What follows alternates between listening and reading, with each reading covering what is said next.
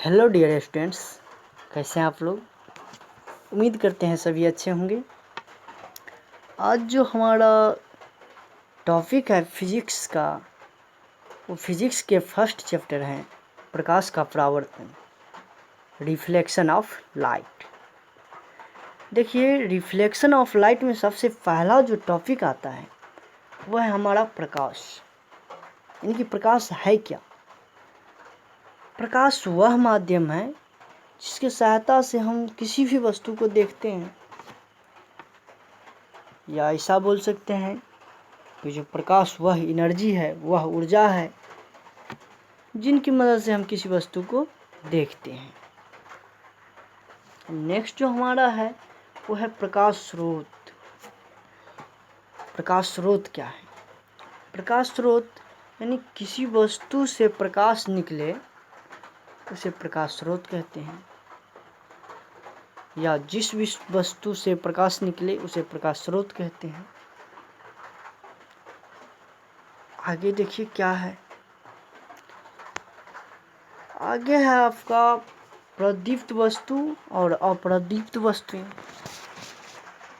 इसको दीप्तिमान और अदीप्तिमान वस्तुओं भी बोलते हैं। देखिए, प्रदीप्त वस्तु क्या है। वैसा वस्तु जो स्वयं प्रकाश देता हो, ऐसा वस्तु जो स्वयं प्रकाश देता हो उसे प्रदीप्त वस्तु कहते हैं या दीप्तिमान वस्तु कहते हैं। जैसे सूर्य, लालटेन, जलता बिजली बल्ब इत्यादि। नेक्स्ट देखिए, अदीप्त या अप्रदीप्त वस्तुएं। वैसा वस्तु जो प्रकाश नहीं देता हो, जैसे टेबल, कुर्सी, पत्थर, कलम, पेंसिल, टेबल इत्यादि। यानी प्रदीप्त और अप्रदीप्त में हम लोग यहाँ पे एक सिंपल सा बात याद रखेंगे कि जो वस्तु प्रकाश देता है वो प्रदीप्त वस्तु है, और जो वस्तु प्रकाश नहीं देता है वो हमारा अप्रदीप्त वस्तु है। अब जो हम लोग पढ़ने जा रहे हैं वो बहुत ही इम्पोर्टेंट चीज़ है और इसको हमको अच्छे से देखना चाहिए। प्रकाश का प्रकीर्णन, यानी इसको बिहार बोर्ड कई बार पूछ भी चुका है और पूछने का चांसेस भी बहुत ज़्यादा होती हैं, इसलिए इस पे हम लोग ज़्यादा फोकस करेंगे। देखिए, इसका डिफिनीशन क्या है।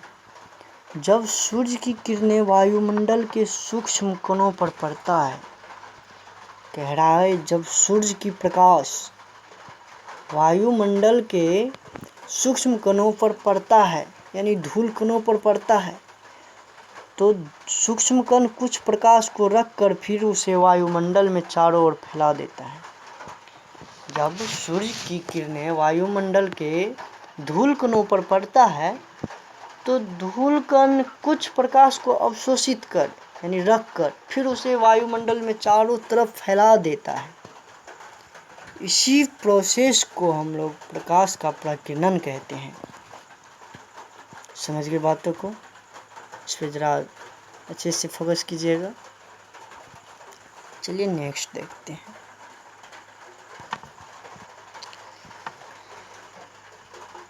प्रकाश का किरण, यानी ऐसे बोले तो बोले किरण किसे कहते हैं। इसका सीधा सा डिफिनीशन है, सीधी रेखा में चलने वाले प्रकाश को प्रकाश का किरण कहते हैं, या ऐसे भी इसको लिख सकते हैं, सरल रेखा में चलने वाले प्रकाश को प्रकाश का किरण कहते हैं। अब जो हमारा टॉपिक है वो है किरण पुंज, यानी बीम ऑफ रेज। किरणों के समूह को किरण पुंज कहते हैं। इसका डिफिनीशन सीधा सीधा लिखा हुआ है कि जो किरणों के समूह को किरण पुंज कहते हैं। किरण पुंज 3 प्रकार के होते हैं। फर्स्ट, अभिसारी किरण पुंज, सेकेंड अपसारी किरण पुंज, थर्ड समांतर किरण पुंज।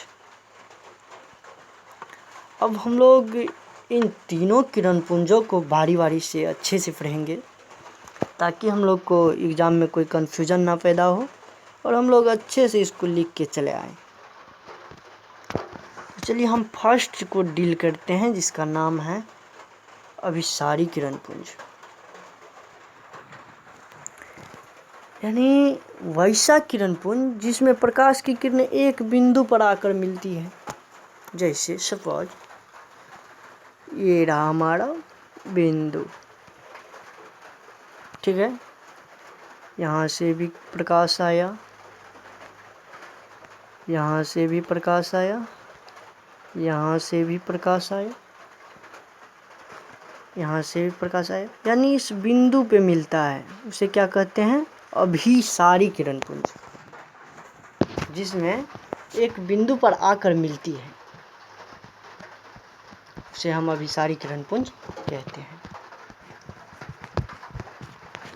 अब जो हमारा नेक्स्ट है वो है सेकेंड अपसारी किरण पुंज। अब अपसारी किरण पुंज किसे कहते हैं? वैसा किरण पुंज जिसमें प्रकाश की किरणें एक बिंदु से चारों ओर फैल जाती है। यानी कहने का मतलब वैसा किरण पुंज जिसमें प्रकाश की किरणें एक बिंदु से चारों ओर फैल जाती है। यानी ये रहा बिंदु हमारा, यहाँ से प्रकाश की किरणें निकला और इधर चला गया, इधर चला गया, इधर चला गया, इधर चला गया। यही तो बोल रहा है कि वैसा किरण पुंज जिसमें प्रकाश की किरणें एक बिंदु से चारों ओर फैलती है, उसे हम अपसारी किरण पुंज कहते हैं। अब जो हमारा तीसरा है वो है समांतर किरण पुंज। चलिए इसको भी पढ़ लेते हैं। ऐसा किरण पुंज जिसमें प्रकाश की किरणें एक दूसरे के समांतर होता है। नाम से ही स्पष्ट हो रहा है कि जो समांतर किरण पुंज, तो इसको भी हम एग्जाम्पल लेके समझ लेते हैं। जैसे ये रहा हमारा एक किरण, ये रहा, ये रहा, ऐसे ही एक दूसरे की क्या है, मान लेते हैं किरण ए है, बी है, सी है, डी है। ये क्या दिख रहा है? एक दूसरे के पैरेलल है, इसे ही तो हम समांतर किरण पुंज बोलते हैं। तो किरण पुंज और किरण पुंज के प्रकार हम लोगों ने ख़त्म कर लिया है। अब जो देखते हैं हम, हमारा टॉपिक में है पारदर्शी, अपारदर्शी और पारभासी पदार्थ। इसको भी हम लोग पढ़ते हैं। पारदर्शी पदार्थ यानी नाम से ही स्पष्ट है, पारदर्शी, जिनसे होकर प्रकाश आसानी से गुजर जाए, आर पार हो जाए, उसे ही तो हम पारदर्शी पदार्थ कहते हैं। देखिए इसका डिफिनीशन, वैसा पदार्थ जिनसे होकर प्रकाश आसानी से आर पार हो जाए, उसे पारदर्शी पदार्थ कहते हैं। जैसे हवा, पानी, कांच जिसको शीशा भी बोलते हैं हम लोग, लेड। तो पारदर्शी पदार्थ हमें उम्मीद है आप लोग समझ गए होंगे, जिनसे होकर प्रकाश आसानी से आर पार हो जाए, गुजर जाए, अच्छी तरह से चले जाए, उसे हम पारदर्शी पदार्थ कहते हैं। अब जो सेकेंड है अपारदर्शी पदार्थ, यानी वैसा पदार्थ जिनसे होकर प्रकाश बिल्कुल नहीं जाता हो, नहीं थोड़ा भी नहीं जाता हो, बिल्कुल नहीं जाता, कुछ भी नहीं। वैसा पदार्थ जिनसे होकर प्रकाश बिल्कुल नहीं जाता हो, उसे अपारदर्शी पदार्थ कहते हैं। फॉर एग्जाम्पल जैसे लकड़ी, लोहा, चांदी, सोना इत्यादि। अब जो हमारा तीसरा है वो है हमारा पारभासी पदार्थ, यानी यूँ के है तो इसमें थोड़ा बहुत पास होता है, थोड़ा बहुत। इसका डिफिनीशन देखिए, वैसा पदार्थ जिनसे होकर थोड़ा ही प्रकाश निकलता है, यानी आंशिक रूप से निकलता है, थोड़ा रह जाता है, थोड़ा निकल जाता है, उसे ही तो हम पारभासी पदार्थ कहते हैं। यानी जैसे तेल लगा कागज, बैलून का जो रबड़ होता है सो, घिसा हुआ कांच इत्यादि। तो हम लोगों ने यहाँ पे पारदर्शी, अपारदर्शी और पारभासी पदार्थ पढ़ लिया है। पारदर्शी पदार्थ उसे कहते हैं जिनसे होकर प्रकाश आसानी से गुजर जाए, जैसे हवा, पानी। और अपारदर्शी पदार्थ उसे कहते हैं जिनसे होकर प्रकाश बिल्कुल भी नहीं पास हो, थोड़ा भी नहीं पास होना चाहिए, उसे हम अपारदर्शी पदार्थ कहते हैं। तीसरा था हमारा पारदर्शी पदार्थ, पारभासी पदार्थ। पारभासी पदार्थ वैसा पदार्थ जिनसे होकर प्रकाश आंशिक रूप से निकलता है, उसे पारभासी पदार्थ कहते हैं। जैसे तेल लगा कागज, बैलून, घिसा हुआ कांच इत्यादि। अब जो हम पढ़ने जा रहे हैं वो बहुत ही महत्वपूर्ण है, जो कि हमारा चैप्टर का नाम भी है, और ये हमारे लिए बहुत यूजफुल है। इसलिए हम देखते हैं कि जो प्रकाश का परावर्तन, हमारा जो टॉपिक है उसका नाम है प्रकाश का परावर्तन। ये भी बहुत प्रिविया है, कई बार बिहार बोर्ड ने इसको पूछ भी लिया है 5 मार्क में या 3 मार्क में।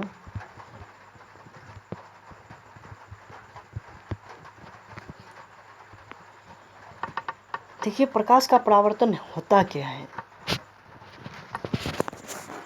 सपोज ये रहा हमारा सतह,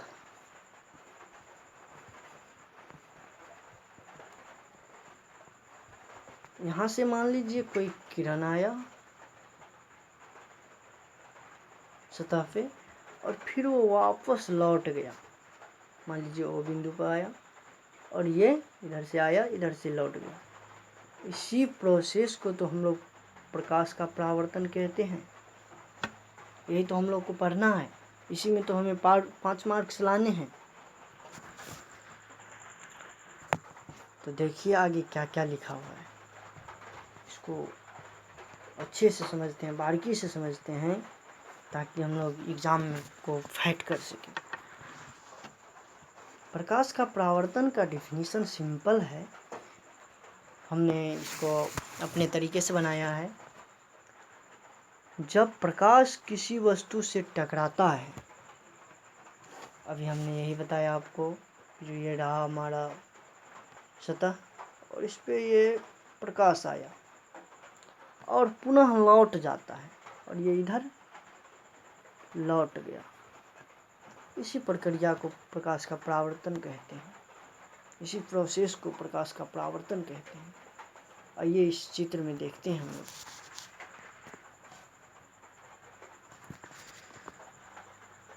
ये रहा हमारा सतह, यानी समतल दर्पण, प्लेन मिरर, देख रहे हैं। ये रहा हमारा आने वाली किरण, आने वाली किरण को हम लोग आपतित किरण बोलते हैं। क्या बोलते हैं? आपतित किरण।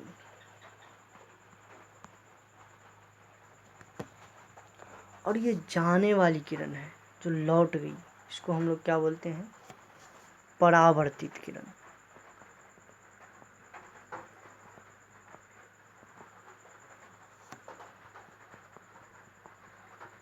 परावर्तित किरण। और ये जो जिस बिंदु पे आके टकराया है प्रकाश, इसको हम लोग बोलते हैं, इस बिंदु को आपतन बिंदु। आपतन बिंदु। और जो आपतन बिंदु पे जो लंब होता है, इसको N और O को, इसको बोलते हैं हम लोग अभिलंब। अभिलंब।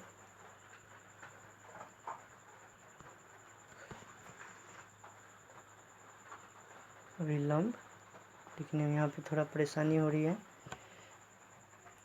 और ये कोण जो I और कोण R है, जो कि आपतित किरण और अभिलंब के बीच बना है, ये इसको बोलेंगे आपतन कोण।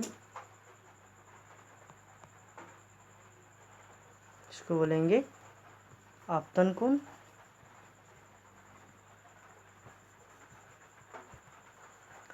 और ये परावर्तित किरण और अभिलंब के जो बीच कोण बना है, कोण आर, इसको बोलेंगे हम लोग परावर्तन कोण। यानी आपतित किरण और अभिलंब के बीच बना कोण को हम लोग कहते हैं आपतन कोण। आपतन कोण। और परावर्तित किरण और अभिलंब के बीच बने कोण आर को कहते हैं हम लोग परावर्तन कोण। इसको बारीकी से समझिएगा, क्योंकि इसका बहुत यूज है आगे हम लोग को। तो चलिए अब इन सबों को हम लोग बारी बारी पढ़ते हैं। फर्स्ट है हमारा आपतित किरण। आपतित किरण किसे कहते हैं? चित्र में दिखाया गया है था कि जो ए और ऐसे ये रहा ए, ये सतह पे बी, और ये अभिलंब, डैश डैश डैश डैश। यानी आपतित किरण कहते किसको है? किसी सतह पर पड़ने वाली किरण को आपतित किरण कहते हैं, अभी अभी बताया हमने। चलिए दूसरा देखते हैं, परावर्तित किरण। परावर्तित किरण किसे कहते हैं? तो जो आया हुआ किरण लौटता है उसी को तो हम लोग परावर्तित किरण कहते हैं। चित्र में बी ओ, किसी सतह पर पड़ने के बाद लौटने वाली किरण को परावर्तित किरण कहते हैं। यानी कि किसी सतह पर पड़ने के बाद, यानी मान लीजिए ये रहा हमारा सतह, इस पे एक किरण पड़ा और ये जो लौटा, इसी को तो हम लोग परावर्तित किरण कहते हैं। नेक्स्ट आइए, आपतन बिंदु। आपतन बिंदु, जिस बिंदु पर आपतित किरण पड़ती है उस बिंदु को आपतन बिंदु कहते हैं। समझ गए इतनी बात को? जिस बिंदु पर आपतित किरण पड़ती है उस बिंदु को आपतन बिंदु कहते हैं। अभी अभी बताया हमने। अभिलंब, किसी सतह पर डाले गए किसी बिंदु पर लंब को उस बिंदु का अभिलंब कहते हैं। वही बात, ये मान लीजिए यहाँ पे ये आपतित किरण, आपतन बिंदु, परावर्तित किरण, ये जो इस बिंदु पे आपतन बिंदु पे डाला गया लंब, उसी को हम लोग अभिलंब कहते हैं। चलिए अब नेक्स्ट देखते हैं, आपतन कोण आय। अभी अभी बताया हमने, आपतित किरण तथा अभिलंब के बीच बने कोण को आपतन कोण कहते हैं, जिसे स्मॉल आई से सूचित किया जाता है। कोण NOA = I, आपतन कोण। चलिए देखते हैं नेक्स्ट, परावर्तन कोण। परावर्तन कोण किसे कहते हैं? परावर्तित किरण तथा अभिलंब के बीच बने कोण को परावर्तन कोण कहा जाता है, जिसे स्मॉल r से सूचित किया जाता है। चित्र में NOB = परावर्तन कोण। वीडियो बहुत लंबा होता जा रहा है, इसलिए हम लोग इसको थोड़ा स्पीडली पढ़ेंगे। अब जो हमारा नेक्स्ट है वो है हमारा प्रकाश के परावर्तन के नियम। क्वेश्चन ऐसे पूछा जाता है कि जो प्रकाश का परावर्तन क्या है, इनके नियमों को लिखें। ये बात, क्वेश्चन पूछने वाली बात, ये सब हम एग्ज़ाम के 2 महीने पहले या 3 महीने पहले करेंगे। अभी फ़िलहाल हम लोग को डिटेल्स पढ़ना है। प्रकाश के परावर्तन के नियम कह रहा है कि जो प्रकाश की किरण जब किसी सतह पर पड़ती है और जिस नियम से वापस लौटती है उसे ही परावर्तन के या प्रकाश के परावर्तन के नियम कहते हैं। जिस नियम से प्रकाश की किरण पड़ती है और जिस नियम से लौट जाती है उसे ही प्रकाश के परावर्तन का नियम कहते हैं। प्रकाश के परावर्तन के मुख्य 2 नियम हैं, जो निम्नलिखित हैं। फर्स्ट, आपतित किरण, परावर्तित किरण तथा आपतन बिंदु पर डाला गया अभिलंब सभी एक ही तल में होते हैं। समझ गए मेरी बातों को? देख लीजिए, ये रहा सतह, आपतित किरण, परावर्तित किरण और आपतन बिंदु पर डाला गया अभिलंब सभी एक ही तल में है ना, एक ही साइड। चलिए समझ गए, आगे चलते हैं। सेकंड नियम है इसका कि जो आपतन कोण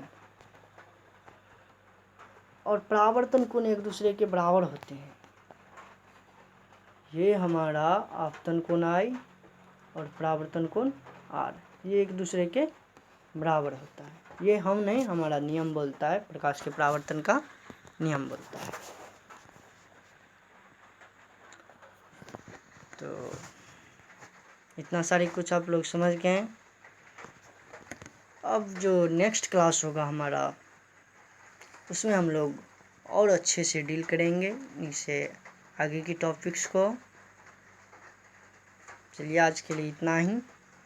और जो हमारे चैनल पे नए हैं वो कृपया हमारे चैनल को सब्सक्राइब कर लें, ताकि आप लोग को हमारे वीडियो सबसे पहले मिल सके और आप लोग अच्छे से स्टडी कर सके। धन्यवाद।